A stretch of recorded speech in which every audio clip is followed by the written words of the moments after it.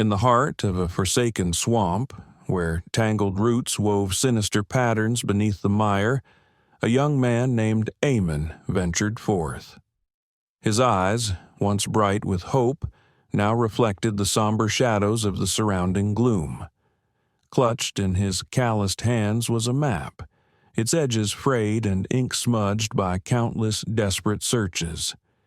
The legends spoke of a magical banjo, one that held the power to heal any ailment.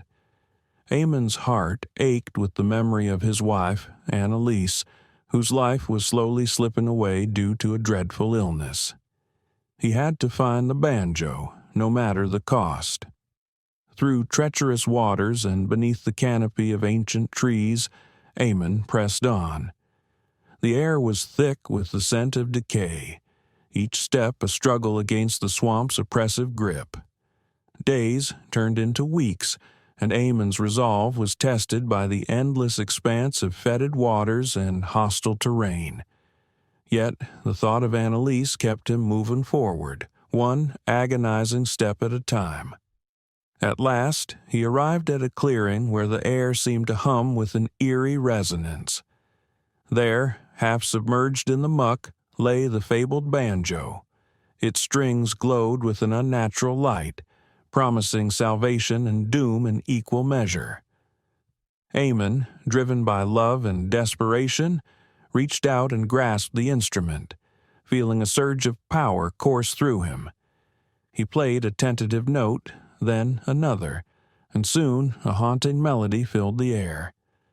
The banjo's song was both beautiful and terrible, a dirge that seemed to speak of lost dreams and forgotten hopes.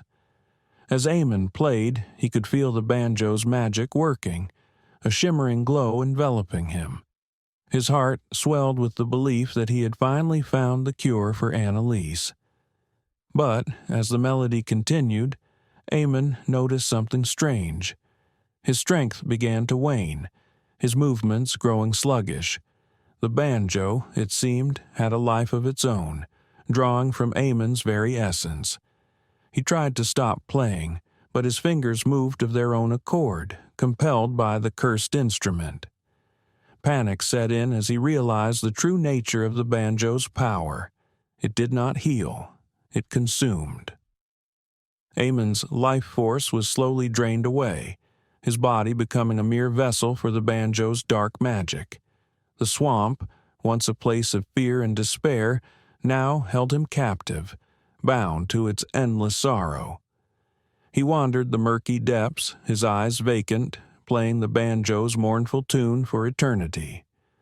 The banjo had claimed him, transforming him into little more than a zombie, doomed to walk the swamp's labyrinthine paths. Eamon's transformation was complete, his body now a vessel for the banjo's insidious magic. The swamp, a surreal tapestry of twisted roots and spectral fog, held him in its thrall. His eyes, once bright with hope, now glowed with an unnatural light.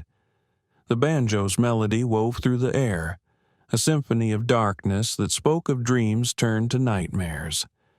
In this strange, liminal space, Eamon became both a legend and a warning, forever bound to the banjo's malevolent embrace.